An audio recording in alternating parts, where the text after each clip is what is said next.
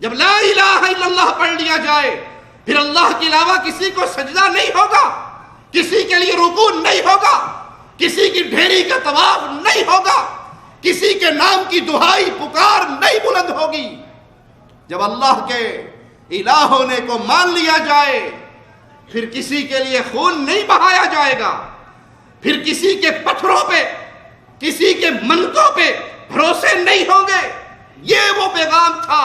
سیرت النبی کا چمکتا ہوا یہ پہلو کفار مکہ سے برداشت نہ ہوا اور وہ محمد الرسول اللہ صلی اللہ علیہ وسلم کے دشمن بنے۔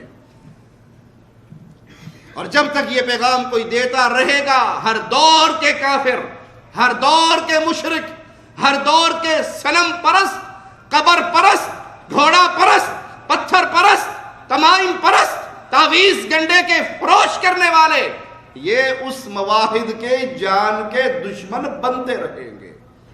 لیکن مواحدو، یہ خطاب میرے رب کا پیارے نبی کے لیے تو تھا ہی تھا۔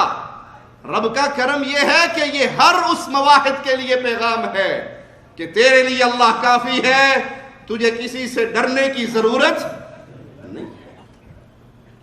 اور ڈرنے کی ضرورت کیوں نہیں ہے؟ اگر ساری دنیا مل کے کسی مواحد کو نقصان پہنچانا چاہے، دنیاوی نقطہ نظر سے سب سے بڑا نقصان کیا ہو سکتا ہے؟ قتل ہی کر دیں گے نا، مار ہی دیں گے، اس سے زیادہ تو ان کے پلے میں کچھ ہے نہیں۔ ارے بھائی، جو لا الہ الا اللہ کا واضح لگاتا ہے، جو رب کی توحید کا پیغام دیتا ہے، اگر وہ اہل شرک کے ہاتھوں قتل ہو جائے تو اللہ کی قسم رب کی رحمت کے ساتھ، یقین کے ساتھ کہتا ہوں، اس کے جنت میں جانے میں کوئی رکاوٹ ہو سکتی ہے؟ اس سے پیاری موت کون سی ہوگی؟ جو موت لا الہ الا اللہ کے پیغام میں اس جرم میں آ جائے۔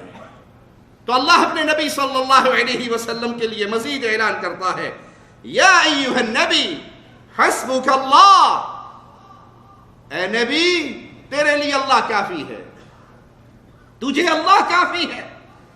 اور یہاں خوشخبری قیامت تک آنے والے اہل توحید کو کیا دی؟ وَمَنِ اتَّبَعَكَ مِنَ الْمُؤْمِنِينَ، اہل ایمان میں سے جو تیرے پیچھے چلتے رہیں گے، جو قولوا لا الہ الا اللہ کا واضح لگاتے رہیں گے، جو توحید کا پیغام دیتے رہیں گے، جو انسانیت کو انسانیت کے قدموں سے اٹھا کر انسانیت کے رب کے سامنے جھکاتے رہیں گے، جو اس راہ توحید کے، اس پیغام توحید کے رستے پر، اس نبوی منہج پر، سیرت النبی کے اس پیارے مشن پر چلیں گے، ان سب کے لیے اللہ کافی رہے گا۔ اور جس کے لیے اللہ کافی ہو اسے کسی اور کی ضرورت، جس کے لیے اللہ کافی ہو جائے اسے کسی اور کی ضرورت۔ اللہ کے لیے اعلی مثال سمجھانے کے لیے عرض کر دوں، انسان کہیں رہتا ہو اور وہاں کا بادشاہ اسے اپنا خاص آدمی بنا لے، پرسنل سیکرٹری رکھ لے، اب اسے کسی اور سے ڈرنے کی ضرورت ہے؟ کوئی امیر، کوئی وزیر، کوئی چودھری، کوئی لمبردار، کوئی گاؤں کا بڑا، کوئی شہر کا بڑا، اس کا کچھ بگاڑ سکتا ہے؟ نہیں کچھ کر سکتا۔ کیوں؟ یہ بادشاہ کا خاص آدمی ہے، یہ بادشاہ کے محل میں رہتا ہے، یہ بادشاہ کا سیکرٹری ہے۔ یہ دنیا کے لیے ایک چھوٹی سی مثال دی سمجھانے کے لیے، مولا کے لیے اعلی مثال، جس کے لیے رب کافی ہو جائے اسے فقیروں منگتوں سے ڈرنے کی کوئی ضرورت ہے؟ کائنات میں رب کے اذن کے بغیر کچھ ہو نہیں سکتا۔ مالک فرماتا ہے فَإِن تَوَلَّوْا فَقُلْ حَسْبِيَ اللَّهُ، اے نبی صلی اللہ علیہ وسلم اگر یہ منہ موڑ لیں تو اعلان کر دیجئے مجھے میرے لیے میرا اللہ ہی کافی ہے۔ حسبی اللہ۔ ہم پیغام دیتے ہیں لوگوں قبروں پہ سجدے نہ کرو، کوئی نہیں مانتا، دشمنی کرتا ہے، گالیاں دیتا ہے، قتل کرنے کی دھمکیاں دیتا ہے، تو ہماری زبان سے آواز نکلتا ہے، آوازہ بلند ہوتا ہے، حسبی اللہ، ہمیں اللہ کافی ہے۔ ہم نے یہ پیغام کیوں دیا؟ ہم نے ان ڈھیریوں کا رد کیوں کیا؟ ہم نے ان مردوں کے دروں سے تمہیں اٹھانے کی آواز بلند کیوں کی؟ اس کے پیچھے نہ دنیا کی خواہش، نہ سیاست کی خواہش، نہ مال کی خواہش، نہ دنیا کے متاع کی خواہش. ہماری خواہش یہ ہے اللہ ہمارا نام ان لوگوں میں لکھ دے جو لوگ محمد کے راستے پہ چلتے ہوئے تیری توحید کا پیغام دیتے ہیں صلی اللہ علیہ وسلم. فقل حسبی اللہ لا الہ الا ہو علیہ توکلت وہو رب العرش العظیم. پھر اعلان کیجئے مجھے میرا اللہ کافی ہے، اور اللہ کافی ہے اس کی شان کیا ہے، لا الہ الا ہو، اس کے علاوہ کوئی مشکل کشا، کوئی حاجت روا، کوئی بگڑی بنانے والا، کوئی اولاد دینے والا، کوئی رزق دینے والا، کوئی شفا دینے والا، کوئی سجدوں کے لائق، کوئی رکوع کے لائق، کوئی نظر کے لائق، کوئی نیاز کے لائق، کوئی عبادت کے لائق نہیں. وہ تنہا ہے جس کی عبادت حق پہ کی جاتی ہے، باقی سب کی عبادت جھوٹ پہ کی جاتی ہے. علیہ توکلت، میں رب پر بھروسے کرتا ہوں. میں نے رب کے لیے یہ واضح بلند کیے ہیں، میں نے رب کو راضی کرنے کے لیے پیغام توحید دیا ہے. میرا بھروسہ بھی اس پہ ہے.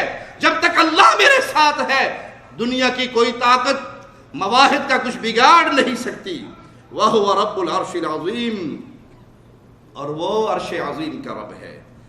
اللہ کے کافی ہونے کا تقاضا یہ ہے کہ انسان اپنے سارے معاملات اللہ کے حوالے کر دے، ہر مسئلے میں اللہ پر بھروسہ کرے.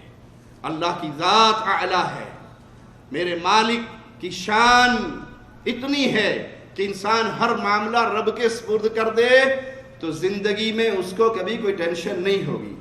کچھ کائنات میں ہو نہیں سکتا سوائے وہ جو رب نے میرے نصیب میں لکھ دیا ہے. کوئی مجھے فائدہ دینا چاہے نہیں دے سکتا سوائے اس کے جو اللہ نے میری حق میں لکھ دیا ہے. اللہ میرے لیے کافی ہے، اس کا معنی کیا ہے کہ پھر انسان دائیں بائیں نہیں جھانکتا. ڈرتا ہے تو اللہ سے، مانگتا ہے تو اللہ سے، روتا ہے تو رب کے سامنے، امیدیں لگاتا ہے تو اللہ پر.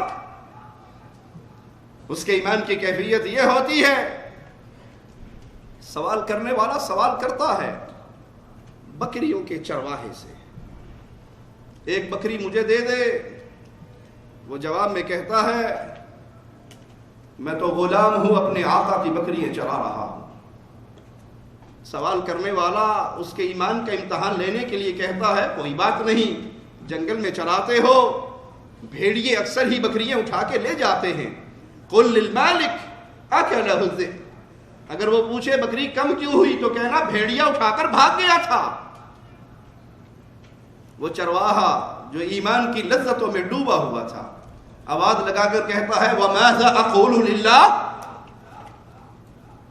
مالک کو تو یہ کہہ کے چپ کروا دوں گا کہ بھیڑیا آیا اور بکری لے کے بھاگ گیا. حشر کے میدان میں جب میں اللہ کے سامنے کھڑا ہوں گا، میرے اور رب کے درمیان کوئی ترجمہ کرنے والا نہ ہوگا. رب کے سوال اور میرے جواب ہوں گے. اللہ نے وہاں پر پوچھ لیا تو رب کو کیا جواب دوں گا؟ میرا اللہ میرے لیے کافی ہے.